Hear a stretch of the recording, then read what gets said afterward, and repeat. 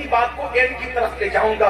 ماں باپ کی بات آئی, بہت حد تک ایسا ہوتا ہے کہ ماں باپ کے بارے میں تقریریں ہوتی ہے تو ہم ایک حد تک ماں باپ سے پیار بھی کر لیتے ہیں.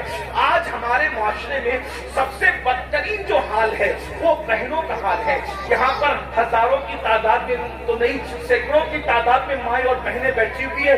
میں دل کے درد کے طور پر ایک بات رکھتا ہوں, آج کل بہنوں کا حال بڑا خطرناک ہے. بیٹیوں کا تو ابھی کچھ نہیں کہتا, وقت بھی اتنا نہیں ہے سب کے میں عنوان سمیٹوں, لیکن بہنوں کا حال بہت خطرناک ہے. بہنیں آج بہت ذلیل ہو رہی ہے. بھائی لوگ بہنوں کا حصہ نہیں دے رہے ہیں, بہنوں کو بہت تڑپاتے ہیں. پہلے ایسا ہوتا تھا ہمارے بچپنے میں کہ جب سردیوں کی چھٹی آتی تھی, گرمیوں کی چھٹی آتی تھی تو عورتیں جو ہے اپنے میکے جاتی تھی, یعنی اپنے ماں کے گھر جاتی تھی بچوں کو لے کر, اور وہ جتنے دن چھٹیوں کے رہتے تھے اتنے دن جب وہ اپنی ماں کے گھر رہتی تھی, اپنے ماں کے گھر رہتی تھی. اللہ اکبر. مگر آج عورتیں اپنی ماں کے گھر نہیں جاتی, ڈر ہے, بھائی کو اچھا نہیں لگتا, بھاوج کو اچھا نہیں لگتا, اس لیے اب وہ سلسلہ ٹوٹ گیا ہے. اس لیے کہ جب بہنیں آنے والی ہوتی ہے تو بھائی کا موڈ آف ہو جاتا ہے. بہنوں سے آج کوئی بات صحیح نہیں کرتا, ایک تو ان کا حصہ نہیں دیتے. یاد رکھنا, صحابہ کہتے تھے جب تک کہ بہن بیٹیوں کا حصہ دیتے رہو گے تب تک قیامت نہیں آئے گی.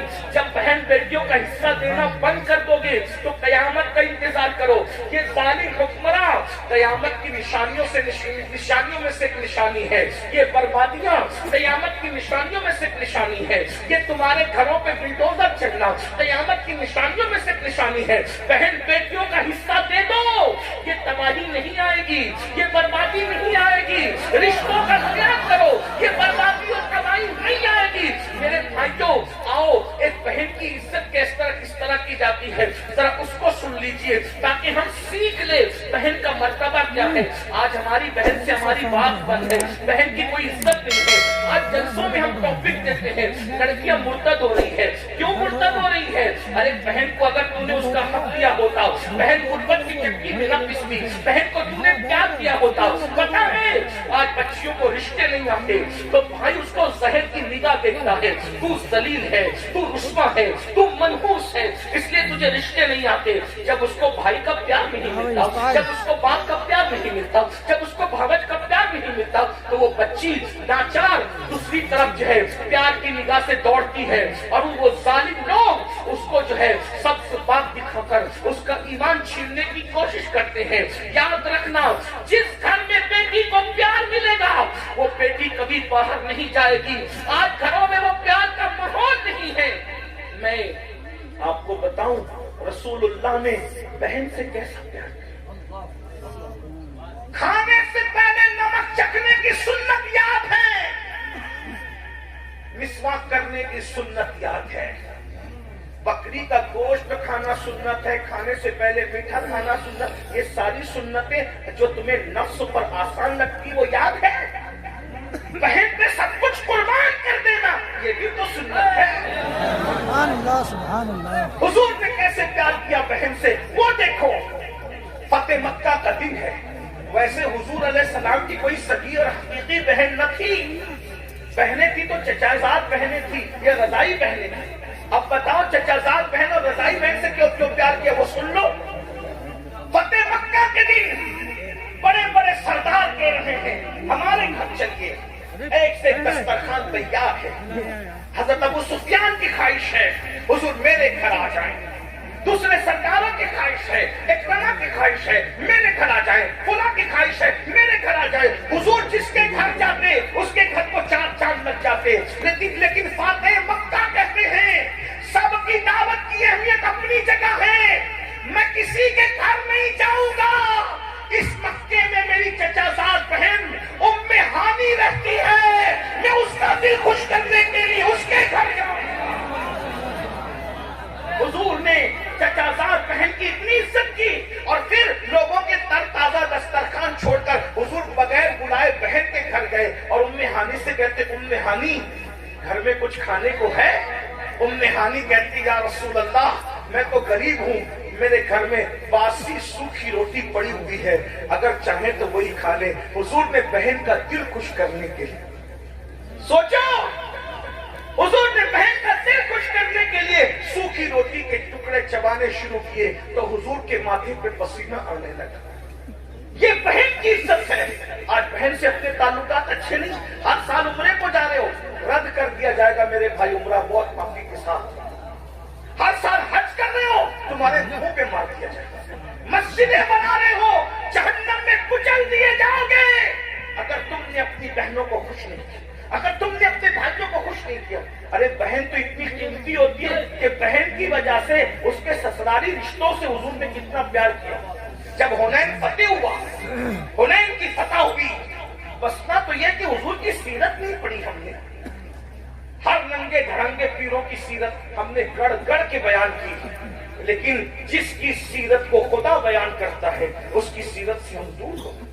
हमारा तो पूरा फोकस सिर्फ करामतों पर है, सीरतों पर हमारा फोकस है। बताइए, बुरा मत मानना।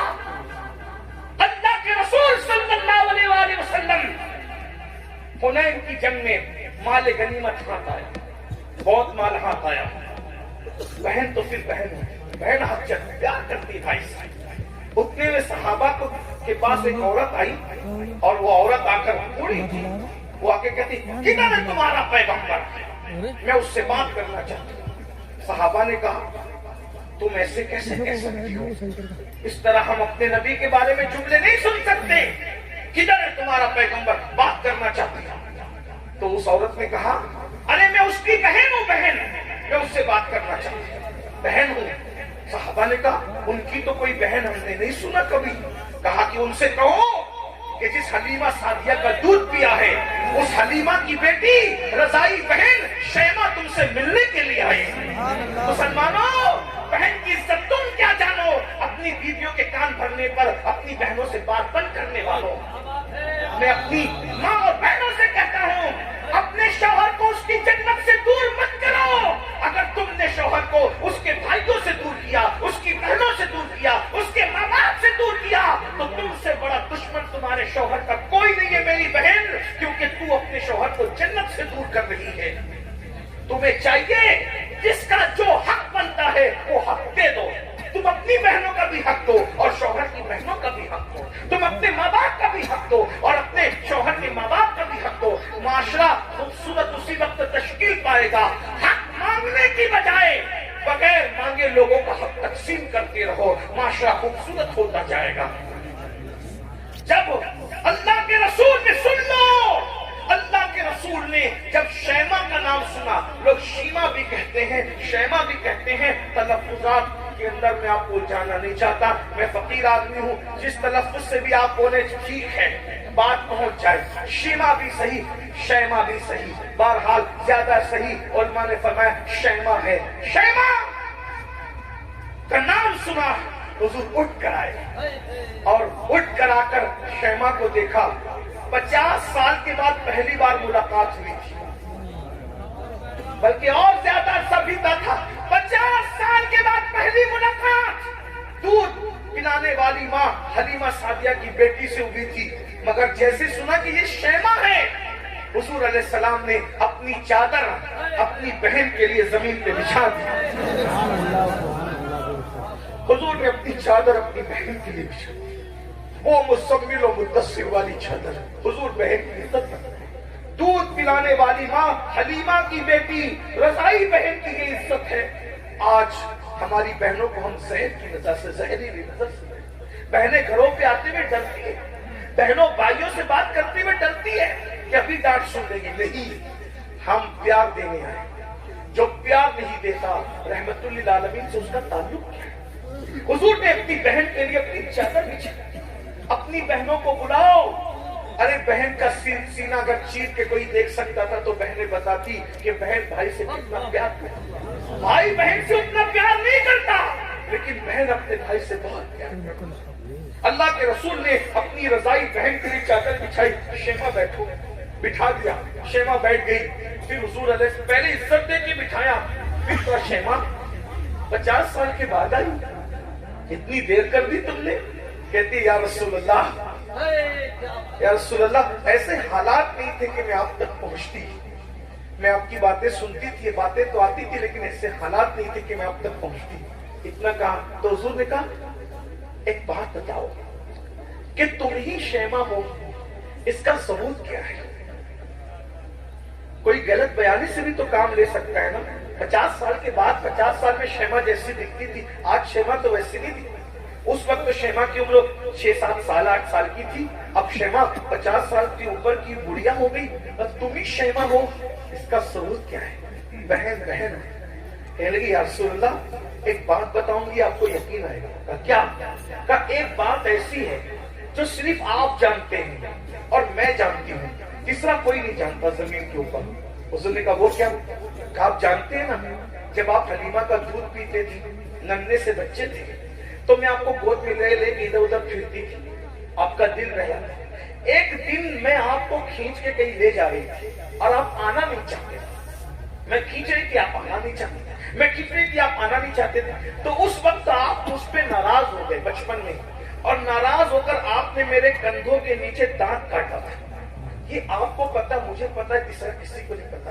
حضور یہ آپ کے دانتوں کی شان ہے کہ اس وقت جو آپ نے میرے کندھوں پہ دانت کاٹا تھا، اس کا نشان اب بھی میرے کندھوں پر نشان محبت کی شکل میں موجود ہے۔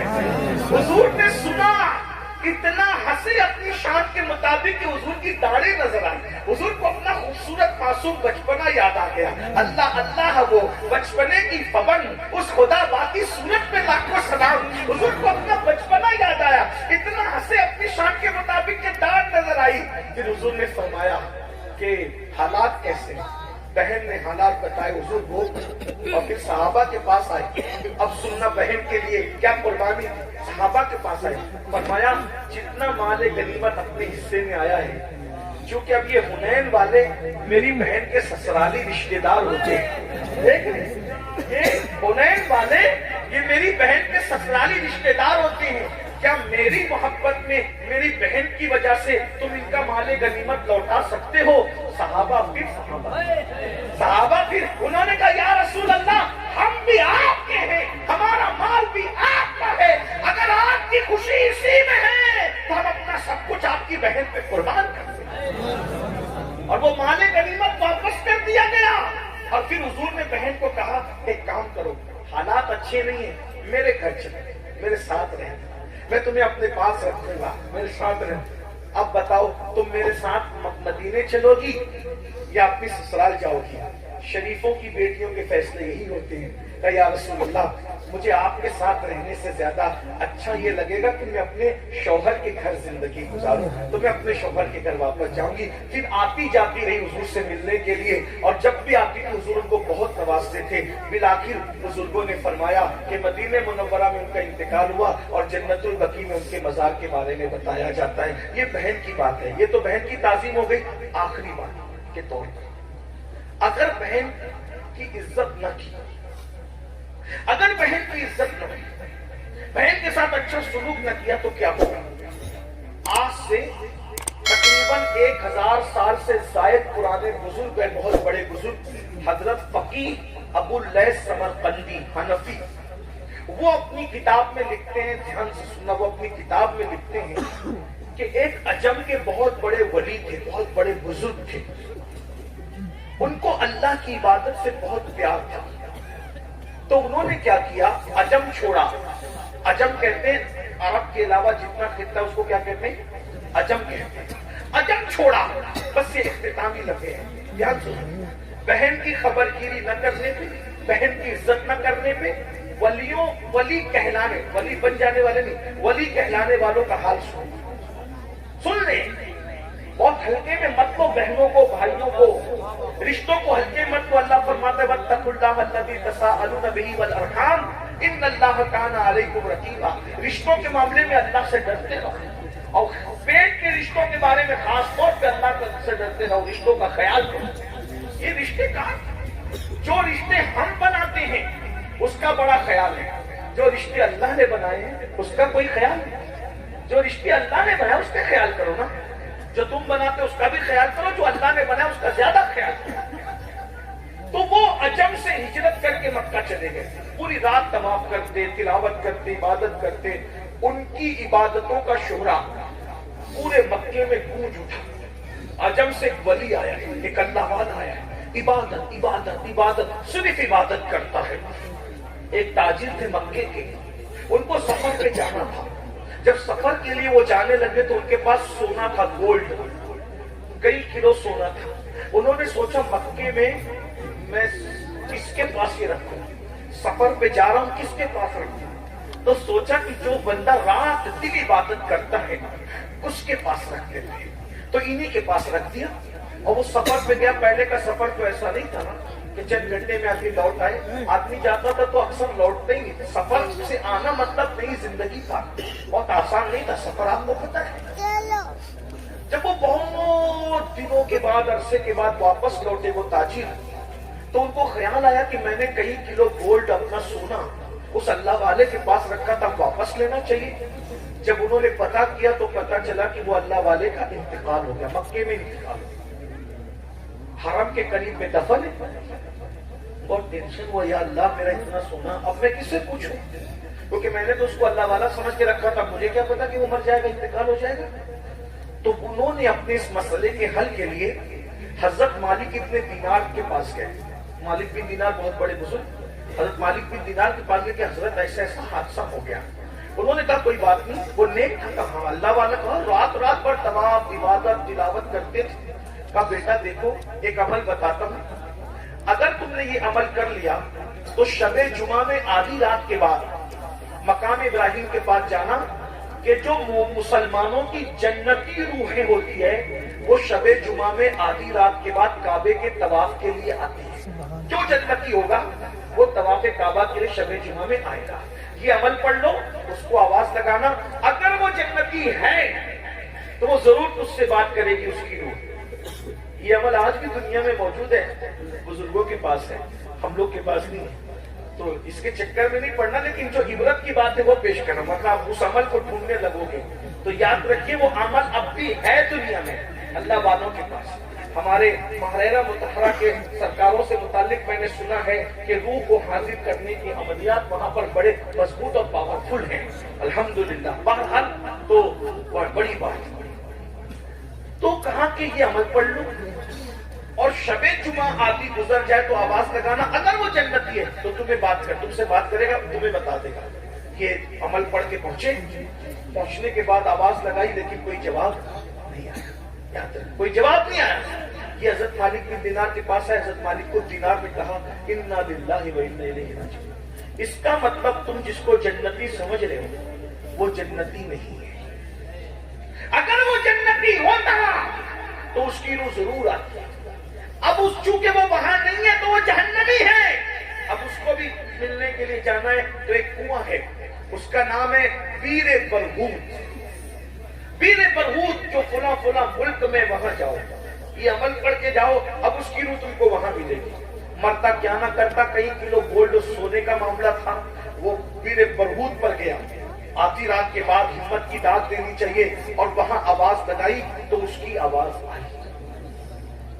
دیکھ لو، رات رات بھر طواف کے بعد، رات رات بھر تلاوت کے بعد، رات رات بھر نمازوں کے بعد، نوافل کے بعد، مکے میں دفن ہونے کے بعد جنت نہیں ملی، جنت نہیں ملی، کیونکہ شیطان کی عادت ہے فرائض اور واجبات سے ہٹا کر نوافل میں الجھا دیتا ہے انسان کو۔ پہلے فرائض اور واجبات ہے، نوافل کا بعد میں مرتبہ ہے۔ میرے بھائیوں، آج ہم بھی اسی میں الجھے ہوئے ہیں۔ جب وہاں پر آواز لگائی، انہوں نے آواز دی، کہا اے اللہ کے برگزیدہ بندے، میں تو تمہیں نیک سمجھتا تھا، میرے گولڈ کو تاجر تھا، میرے گولڈ کو، میرے سونے کا کیا ہوا؟ تو کہا کہ میں خیانت کرنے والا نہیں، میں نے تمہارے سونے کو اپنے گھر کے زینے کے نیچے دفن کیا ہے، جاؤ اور اپنی امانت لے لو۔ انہوں نے کہا بہت اچھا، آپ واقعی نیک ہے، اتنے امانت دار ہیں، آپ سے ایک سوال کرتا ہوں، اتنے نیک ہو کر جہنم میں کیسے آ گئے؟ تو انہوں نے کہا ساری عبادت دھری کے دھری رہ گئی، ایک گناہ کی وجہ سے جہنم میں آ گیا، بس ایک گناہ ہے۔ اب وہ کیا گناہ ہوا آپ سے؟ اب گناہ یہ ہوا کہ میں عبادت کے شوق میں عجم چھوڑ کر، اپنا وطن چھوڑ کے مکہ آ گیا۔ ایک بہن تھی، پلٹ کے میں نے کبھی اس بہن کی خیر خیریت بھی نہیں پوچھی، بہن کی کبھی خیر خیریت نہیں پوچھی. تو جب میں مرا مجھے موت آئی اور میری روح اللہ کی عدالت میں حاضر ہوئی تو اللہ نے فرمایا تو اچھا کھاتا رہا اور تیری بہن اچھے کھانے کو ترستی رہی. تو اچھے کپڑے پہنتا رہا، تیری بہن کپڑوں کو ترستی رہی. تو اچھے مکان میں رہا، تیری بہن ٹوٹی پھوٹے مکان میں زندگی گزارتی رہی. اس لیے تو نے بہن کا حق ادا نہیں کیا. جا، تیری ساری عبادت دری کے دری رہتی ہے اور بہن کا حق ادا نہ کرنے کی وجہ سے تجھے جہنم میں داخل کیا جاتا ہے. واقعی میں نیک ہوں، پرہیزگار اور متقی ہوں، لیکن صرف بہن کی حق تلفی کی وجہ سے، بہن کا دل دکھنے کی وجہ سے، بہن کا دل ٹوٹنے کی وجہ سے میں جہنم میں آ گیا. اس مجمع میں بھی میرے بھائی ہزاروں لوگ ہیں، موجود ہوں گے. ہم نے بہن کا دل توڑا. میں یہی تو کہنا چاہتا ہوں، جب عام مسلمان کا دل توڑنا، اس کو ذلیل کرنا اتنا تباہ کر دیتا ہے آدمی کو، تو بہنوں کا دل توڑنا، بھائیوں کا دل توڑنا، ماں باپ کا دل توڑنا، رشتے داروں کا دل توڑنا کتنا نقصان. پھر کیا ہوا؟ اس تاجر کو اس حضور نے کہا اگر تم مجھ پہ احسان کر سکتے تو ایک احسان کرو. عجم میں فلاں شہر میں اب بھی میری بہن حیات ہے. اگر تم اس کے پاس جا کر کے اس کو کہہ دو کہ وہ مجھے معاف کر دے، اگر بہن معاف کر دے گی تو میری بگڑی بن جائے گی. وہ تاجر وہاں سے نکل کے سوچا کہ یہ بات سچی ہے کہ غلط ہے. وہ سیدھا پہلے مکہ گیا، وہ زمین کھودی، سونا نکلا، سمجھا کہ بات صحیح ہے. پھر وہ عجم گیا. عجم جانے کے بعد جو پتہ بتایا تھا، ایڈریس بتایا تھا، جب وہاں پہنچا تو دیکھا ایک بوڑھی عورت ہے، بہت برے حالات میں، ٹوٹے پھوٹے مکان میں ہے. جب وہاں پہنچا تو پہنچنے کے بعد کہا تم فلاں کو جانتی ہو؟ وہ بیٹھی تھی، اٹھ کے کھڑی ہو گئی، رو پڑی. وہ میرا بھائی تھا. وہ تیرا بھائی تھا؟ دیکھو بہن ناراض ہے، دل توڑا گیا ہے، حق تلفی کی، پھر بھی کہہ رہی میرا بھائی. وہ میرا بھائی تھا. اور تم کیسے جانتے ہو میرے بھائی کو؟ کہا کہ میں مکے کا رہنے والا ہوں، اس کا انتقال ہو گیا. رو پڑی، میرے بھائی کا انتقال ہو گیا، افسوس. پھر کہا اسی نے مجھے بھیجا ہے، میں تمہارے پاس آیا ہوں، بتاؤ اس کے بارے میں کیا ہے. پیار تو بہت ہے لیکن اس نے بہت دل توڑا. وہ مجھے چھوڑ کے چلا گیا لیکن کبھی میری خیریت بھی نہیں پوچھی، میرا حال بھی نہیں پوچھا. میں کھانے کو ترستی ہوں، بارش ہوتی ہے تو ٹوٹا مکان ہے اس میں بھیگتی ہوں، سردیوں میں کڑپتی رہتی ہوں، بے چین رہتی ہوں، گرمیاں تباہ کرتی ہے، برباد کرتی ہے. اللہ کے بندے اس نے میرا دل دکھایا. کہا تمہارا دل دکھایا، تمہارا حق ادا نہیں کیا، عبادت کے باوجود بھی جہنم میں. اگر تم اس کو معاف کر دو تو اس کو جنت مل جائے. بہن ہوتی ہے. کہا اللہ اگر وہ میری وجہ سے جہنم میں، میں دعا کرتی ہوں اللہ اسے معاف کر دے. میں بھی معاف کر دیا، لیکن میرے بھائی کا پیغام لے کے آنے والے اتنی دور سے تو آیا ہے، میرے گھر قیام تو کر، کچھ روکھی سوکھی کھا تاکہ میں تیری خدمت کروں. وہ بزرگ، وہ تاجر کہتا ہے میں کھا کے سویا تو میں نے خواب میں کیا دیکھا کہ وہ بزرگ جنت کے باغوں میں ٹہل رہے ہیں اور کہتے ہیں اللہ تجھے جزائے خیر عطا فرمائے، تو نے میری بہن سے معافی تلافی کروا دی. ادھر بہن نے معاف کر دیا، ادھر اللہ نے مجھے جنت عطا فرمائی. یہ ہے میرے بھائیوں. تو غریب نواز کے ملفوظ پڑھ رہا تھا، اب بات سمیٹ دو. تو غریب نواز سرکار کہتے ہیں مسلمان کو ذلیل کرنا جتنا بڑا گناہ ہے اتنا بڑا کوئی گناہ نہیں. اس طرح غریب نواز کبھی کہتے ہیں، کیا کہتے ہیں؟ فرماتے ہیں اللہ تک پہنچنے کا راستہ، سن لیں خوبصورت جملہ غریب نواز کا، اللہ تک پہنچنے کا راستہ لوگوں کے دل سے ہو کر کے گزرتا ہے. جب تک لوگوں کے دل خوش نہیں کرو گے تم کبھی اللہ والے نہیں بن سکتے. لوگوں کا دل خوش کرو، لوگوں کا دل خوش کرو، یاد رکھیے. ہاں لوگوں کا دل خوش کرو، لوگوں کے دل مت توڑو، لوگوں کو تکلیف نہ پہنچاؤ. بہرحال غریب نواز ایسی تقریر کر رہے تھے اپنے انداز میں. تقریر ختم ہو گئی. تقریر ختم ہونے کے بعد غریب نواز نے سب کو مسکرا کے دیکھا اور مسکرا کو دیکھ کر کے غریب نواز فرماتے ہیں کہ بھائی سب کا کام ہو گیا. سب نے کہا ہو گیا بھائی، سب کا کام ہو گیا، ایک بندے کا کام ابھی بچا ہے. سن لیجئے کیا اخلاق ہے میرے مرشد کریم کا. ایک بندے کا کام بچا ہے. سب نے پریشان ہوتا کس کا کام؟ تو اس جوان کی طرف مخاطب نے کہا بھائی سب کا کام ہو گیا، تم بھی تو اپنا کام کر لو. اس نے کہا میرا کیا کام تھا مہاراج؟ کہا تم خنجر کمر میں باندھ کر مجھے قتل کرنے آئے تھے نا، تو اٹھو اور قتل کر لو، اپنی مراد تم بھی پوری کر لو. پتا چلا تیارے غریب نواز وہ غریب نواز کا در ہے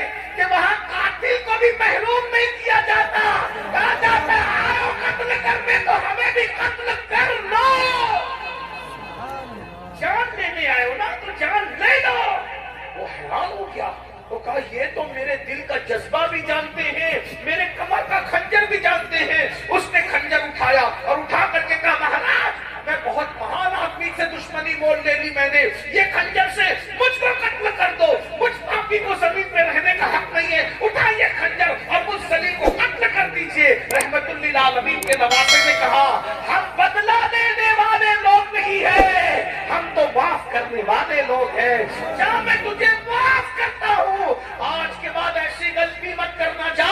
اس نے کہا اب کہاں جاؤں مہاراج، میں تو آپ کے قدموں میں رہنے کے لیے آیا ہوں۔ اور قدم پکڑ کے کہا جس معین الدین کے اخلاق کا یہ عالم ہے تو اس کے نانا محمد الرسول اللہ کے اخلاق کا عالم کیا ہے۔ اور اس کے بعد وہ کلمہ پڑھ کے مسلمان ہوا، اور مسلمان ہونے کے بعد غریب نواز نے قاتل سے کہا ایمان دیا، قاتل کو ایمان دیا، خواجہ ہند وہ دربار ہے والا تیرا، کبھی محروم نہیں، مانگنے والا تیرا۔